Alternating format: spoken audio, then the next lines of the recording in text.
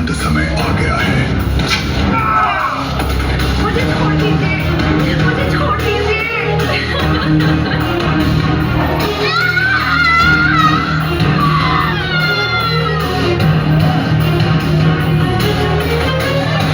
जगाई और मधाई ये दोनों मद्यपान में लिप्त भाई प्रत्येक कल्पनीय अपराध में संलग्न थे।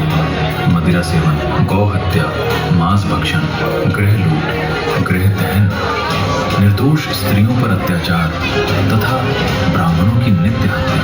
उनका आतंक इतना प्रबल था कि कोई भी उनका विरोध करने का साहस नहीं करता था और लोग उनकी छाया पड़ जाने पर भी स्वयं को अपवित्र मानकर गंगा स्नान किया करते थे।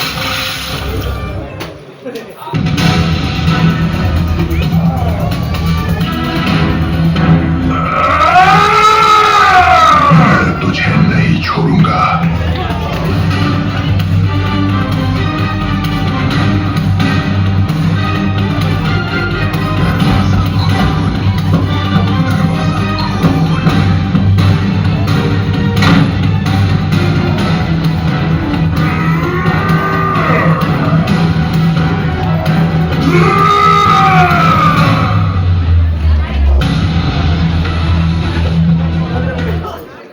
ये कितना भयानक सपना था। अरे सचमुच दरवाजे पर कोई है? इतनी सुबह भला कौन आ सकता है? तुम कौन हो और मेरे घर क्यों आए हो? मैं नित्यानंदा हूँ। मैं आपसे प्रार्थना करने आया हूँ कि आप कृष्ण के नाम का जप करें, कृष्ण की महिमा का गान करें और सदा कृष्ण की आराधना में लगे रहें। ठीक है, मैं कृष्ण के नाम का जप करूंगा। इन वचनों को कहकर तुमने मुझे खरीद लिया है। बहुत बहुत धन्यवाद। भज गौरांगा कहो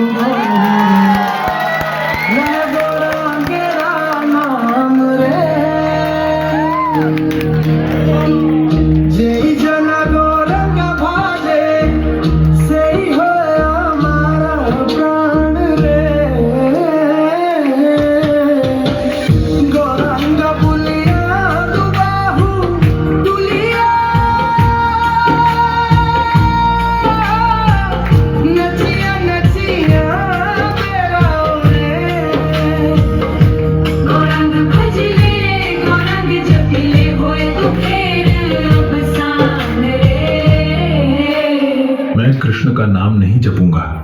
उन्होंने मेरे जीवन से सब कुछ छीन लिया है। मैच कर रहा है। आप ये क्या कर रहे हैं? गौरांग भजले गौरांग जपले हो दुखेर अब सान रे।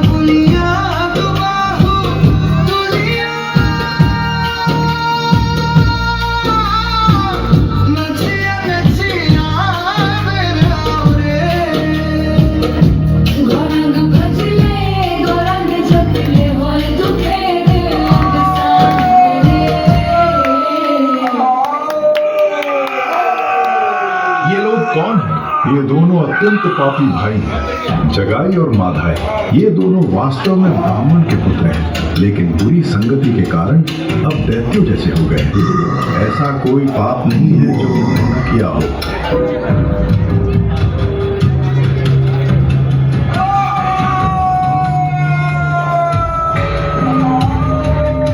हरिदास, यदि ये दोनों दैत्य स्वभाव वाले व्यक्ति हरिनाम संकीर्तन को अपना ले तो हमारे प्रभु तो सबसे अधिक पापियों का उद्धार करने के लिए अवतरित हुए हैं। यदि इन दोनों का उद्धार हो जाए तो हमारे प्रभु श्री चैतन्य महाप्रभु की महिमा समस्त ब्रह्मांड में फैल जाएगी। क्योंकि आपने उन पर अपनी करुणामय दृष्टि डाली है और उन्हें अपने हृदय में स्वीकार किया है, इसलिए मैं जानता हूं कि वे शीघ्र ही उद्धार होंगे।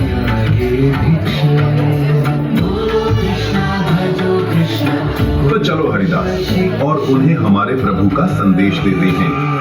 उनके पास कभी मत जाना, वे तुम्हें मार डालें, बहुत ही खतरनाक हैं। कोई भी उनके पास नहीं जाता।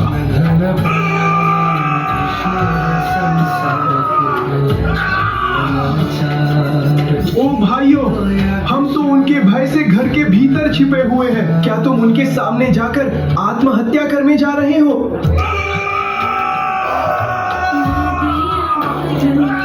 ओ भाइयों, कृपया अपना पापमय जीवन त्याग दो। कृष्ण के नाम का जप करो, कृष्ण की उपासना करो। कृष्ण ही तुम्हारी माता है, कृष्ण ही तुम्हारे पिता है और वही तुम्हारे जीवन और प्राण है।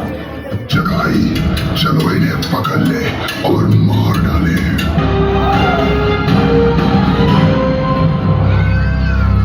जब उन्हें यह आभास हुआ कि जगाई और मधाई उनसे बहुत पीछे छूट गए हैं तो दोनों के मन को शांति मिली। वे हंसते हुए आनंद से भरी बातचीत करते हुए उस संध्या अपने प्रभु को अपने दैनिक प्रचार कार्य का विवरण देने जा रहे थे। पर वो प्रभु कौन थे? वो कौन से प्रभु थे जिनका संदेश वे इतनी उत्सुकता से सबको दे रहे थे और किसके लिए उन्होंने अपने प्राणों को जोखिम में डाला? यहाँ तक कि जगाई और मधाई जैसे दैत्य स्वभाव वाले जीवों का सामना भी किया, केवल उनके पवित्र नाम की महिमा फैलाने के लिए।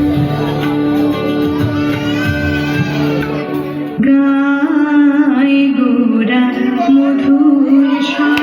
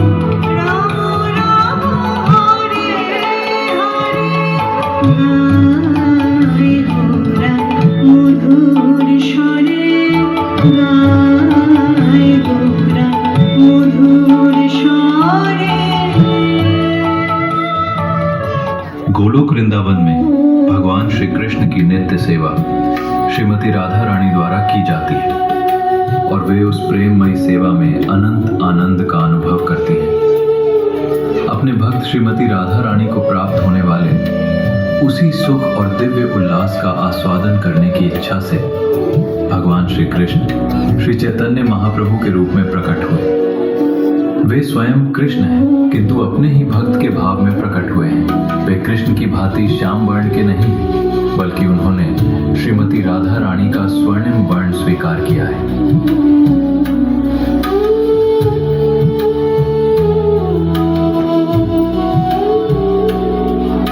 ओ नित्यानंदा, ओ हरिदास, मैं आप दोनों की प्रतीक्षा कर रहा था।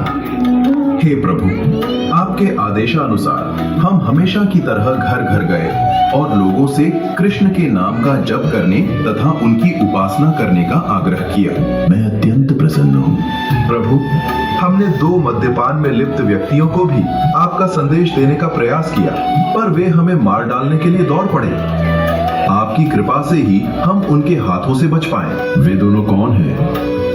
उनके नाम क्या है? हे प्रभु, वे जगाई और माधाई है। उनका जन्म ब्राह्मण कुल में हुआ था, किंतु बुरी संगति के कारण अब वे अत्यंत पापी हो गए हैं। ये दोनों मद्यपान में डूबे हुए भाई हैं, जिन्होंने हर प्रकार का कल्पनीय अपराध किया है। मदिरा सेवन, गौ हत्या, मांस भक्षण, घरों की लूट और दहन, निर्दोष स्त्रियों पर अत्याचार तथा यहाँ तक कि ब्राह्मणों की नित्य हत्या भी। मैं उन्हें टुकड़े टुकड़े कर दूंगा। हे प्रभु, कृपया इन्हें दंड न दें।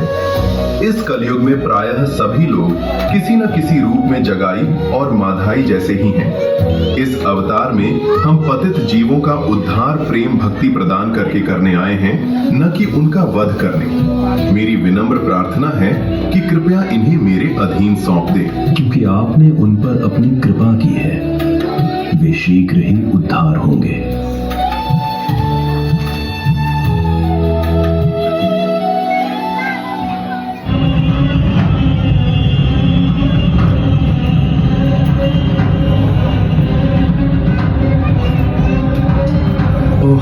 कृष्ण को भूलकर ये दोनों आत्माएं कितना कष्ट सह रही हैं।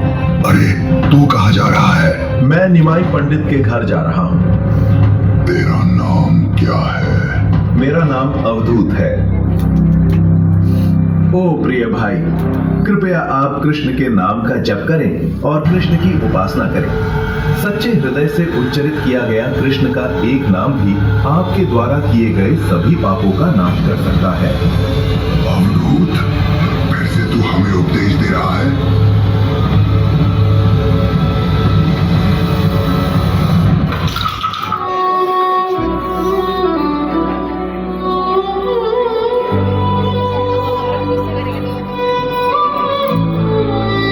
ओ माधाई, कृष्ण भावना के बिना जीवन बिताकर आपने अपने लिए जो कष्ट उत्पन्न किए हैं, वो मुझे आपके द्वारा मुझ पर किए गए प्रहार से भी अधिक कष्ट देती है। ओ प्रिय भाई, मैं एक बार फिर विनम्रता पूर्वक आपसे प्रार्थना करता हूँ, कृपया भगवान के पवित्र नामों का जप करें। अवधूत, ओ भाई, तुम ये क्या कर रहे हो? क्या तुम्हें दिखाई नहीं देता कि वे कितने करुणामय हैं? इससे पहले कोई भी साधु हमारे पास इस तरह नहीं आया। इस सन्यासी की हत्या करके तुम्हें क्या प्राप्त होगा?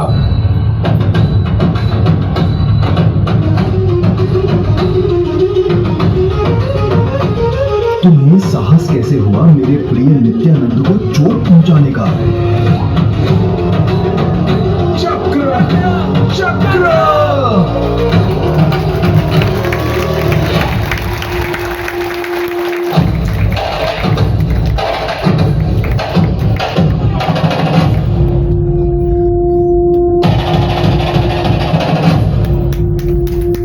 हे प्रभु, कृपया इन्हें दंड न दें। मुझे कोई पीड़ा नहीं हुई है और न ही मुझे इनसे कोई दुख है। कृपया इन्हें क्षमा करें और अपनी कृपा प्रदान करें। और प्रभु, मैं ये भी कहना चाहता हूँ कि जब माधाई मुझे फिर से प्रहार करने ही वाला था, तब जगाई ने उसे रोक लिया और मेरे प्राणों की रक्षा की।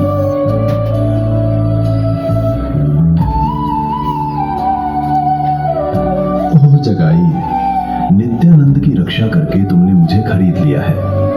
तुम्हें कृष्ण के प्रति शुद्ध भक्ति की प्राप्ति हो। नित्यानंद प्रभु के वचन सुनकर श्री चैतन्य महाप्रभु ने जगाई को अपने हृदय से लगा लिया और उसी क्षण उसे भगवान के प्रति शुद्ध प्रेम भक्ति की प्राप्ति हुई।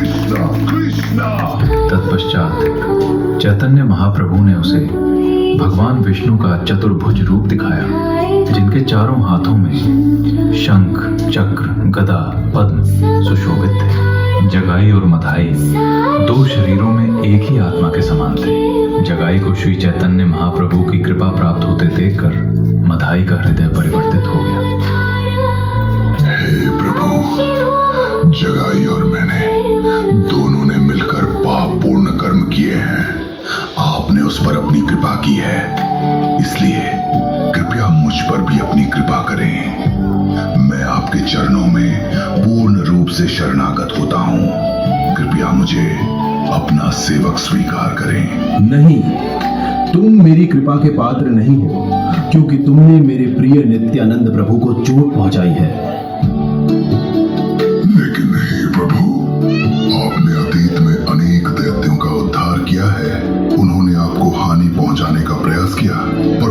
चलाए, फिर भी आपने उन पर कृपा की। हाँ, किंतु तुमने मेरे भक्त नित्यानंद प्रभु को चोट पहुंचाई है और उनका शरीर मुझे अपने शरीर से भी अधिक प्रिय है, इसलिए मैं तुम्हें क्षमा नहीं कर सकता।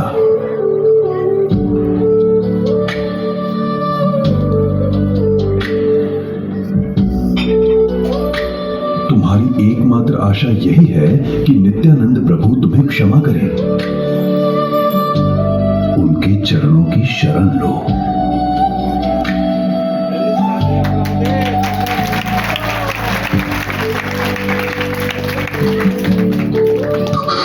नित्यानंद प्रभु, मेरे द्वारा किए गए अपराध के लिए कृपया मुझे क्षमा करें। नित्यानंद प्रभु ने माधाई को क्षमा किया और उसे हृदय से लगा लिया।